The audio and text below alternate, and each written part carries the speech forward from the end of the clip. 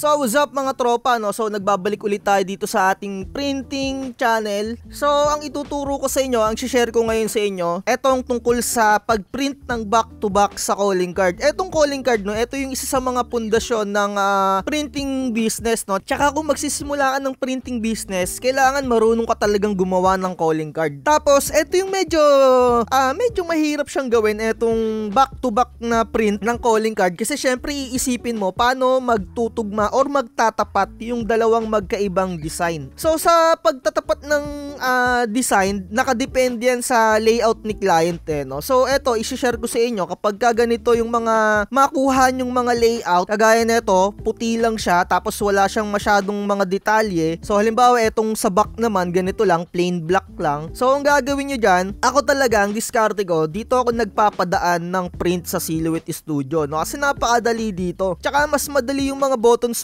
dito, no? Unlike sa Adobe Photoshop, medyo hindi ako talaga kagalingan sa Photoshop. Hindi ako doon nagpiprint. Medyo hindi ko trip doon. Sa ibang aspect ko siya ginagamit, yung Photoshop. Pero sa pagpapalabas ng printout, yung print output, no, dito ako nagagamit etong Silhouette. Yung iba, may mga publisher documents na kapag nagpa-print sa inyo. Pero ito, no, ang ibinigay sa akin ni client, naka PNG files lang na ganito. So kaya dito ko siya padadaanin sa Silhouette Studio. Yung iba, ginagamitan nila ng mga template na sa Adobe Photoshop. So ako na-hassle pa ako doon. Ayoko nung yung merong may mga ruler pa dito. Na-hassle ako, tapos idadrag mo, tapos ipagtutugma-tugma mo ng ganon, parang medyo tapat-tapat. Ako dito, ang ini-insure ko lang na ruler, etong gilid na to at yung kabilang gilid, mini-make sure ko na magkaparehas yung kanilang spacing. Tapos dun din sa pang back, ganun din, ayan, ini-insure ko yung magkaparehas sila. Kasi dito sa Silhouette Studio, meron ditong settings na kapag kinlik mo to or hin-highlight mo yung dalawa, pagka pinindot mo tong buttons na to, magpapantay na siya. So kagaya nito, no, ito yung example natin para mas kitang-kita. Iba kasi yung layout ko dun eh. Ayun, no, yung ganyang pictures, yung ganyan, no, nakadikit na siya dito, parang naka-magnet na siya. So hindi ko na kailangan pang maglagay dun sa mga ruler, sa mga template dun sa Adobe Photoshop, yung mga nagkalat dun. Medyo hindi ako nasasatisfied dun, hindi ko talaga magamay dun pag gumagamit ako ng Adobe Photoshop pag dun ako nagpi-print out. So dito, mas gamay ko dito. So ayun, ang technique, halimbawa, aalamin nyo muna yung sukat nung inyong die cutter. Yun yung pinakauna nyong gagawin, no? Syempre, yung die cutter ko, ang pinakasukat nung die cutter ko, yung manual puncher, yung pwedeng pang-cut ng mga rep magnet, mga ganon. So pwede rin yung sa calling card, yun nga yung parang pinaka main purpose nya. So ang pinakasukat nun, 2.165, tapos yung width nya, 3.396. So ito yung magiging base natin sa ating calling card, no? So ganun din yung gagawin nyo dito sa inyong likod. So dapat maglalagay din kayo ng mga offset para talagang walang mga detailed na makakat. So ang ibig kong sabihin, kung yung pinaka-base nyo ay ganito, maggagawa kayo ng parang pinaka-offset nya. So sobrahan nyo lang ng konti. Ayan, oh, ganyan. So halimbawa, nakagawa na kayo ng ganyan. So kulay puti, kunyari kulay puti. Ayan, no, puti. Tapos dito, ayan, no, parang ipagpapatong nyo lang siya ng ganyan. Ayan, tapos syempre, ayan, i-click nyo na lang ng ganon. Yung wala talagang spacing, no. Teka lang, ulitin natin. Group. Ayan, no, 'di ba? Nakita nyo? Para kapag pinlat na natin dito, ginanyan natin, ayan, no, tuloy-tuloy lang siya. So ganun lang yung ginawa ko dito. Kung mapapansin nyo, meron akong offset na konti. Ayan, no, yung kulay itim. Yung itim na yan, ayan yung parang pinaka-target ko. So gawin natin dito. Gawin na lang natin dito para mas maliwanag, no? So eto, kung 3.165 yan, wait lang. So halimbawa, ito na yung pinaka base natin na calling card. Lalagyan nyo lang siya ng offset. Ayan. Tapos yung pinakalikod niya, gagawin nyo lang itim. Na make sure nyo yung itim na yan ay kapag ka kinakat nyo sa inyong mga die cutter, hindi nyo siya makakat. Kumbaga, ayan yung parang pinakasobra. Kaya kung makikita nyo dito sa aking design, ayan o, meron siyang kulay itim. Kailangan, hindi ko siya makakat. Ang makakat ko lang yung kulay puti. Ipapakita ko sa inyo yan sa ating actual na print. So, ganyan lang yung ginagawa ko. Kailangan ensure nyo yung dito at saka yung sa kaliwa magkapantay. Tapos yung dito din, yung spacing din sa taas. Tapos, ginagawa ko nga dyan, kiniklik ko lang to. Tapos, ayun na, ginagawa ko na siya ng sunod-sunod. Ayan, halimbawa, 5. So, ayan na.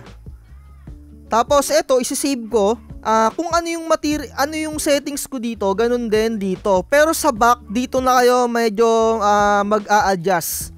Medyo sosobrahan nyo kapag ganito, mga solid colors. Ayan, medyo yung sukat nito, no, 2165. Tapos yung width niya, ayan, medyo mataas. Tinaasan ko para kung may makakat naman na sobra, yung mga ibang detalye ay hindi pa rin sasama, no. So, kung dito, kung makikita nyo, dito meron akong pasobra na kulay itim. Ayan, no. Kasi para halimbawa magkulang yung kulay itim, meron siyang sobra dito. So kung hindi pa kaya yung dito sa may kaliwa, pwede rin kayo magdagdag dito ng kulay itim, no. Ayan, pero nakadepende to, etong technique na to, no, nakadepende to sa mga design ng mga inyong mga customer. Ayan, kunyari ganyan, magdadagdag kayo dito.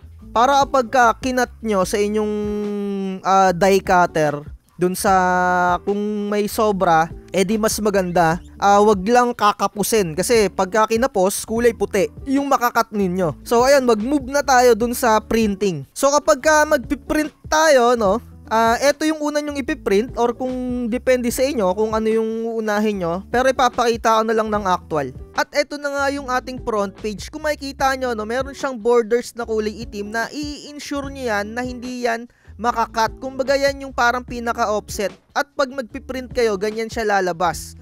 So kapag ipiprint nyo naman yung sa likod para magtugma, ibabaligtad nyo lang siya ng ganon para saktong-sakto din yung pagkalabas niya. Tandaan nyo, no, yung mga sukat nito, may mga offset yan ng kokonti. Ayan, no, makikita nyo, yung mga kulay itim na pa-square, yan yon na dapat hindi makakat. So, eto, no, nakadepende to sa mga design ni clients.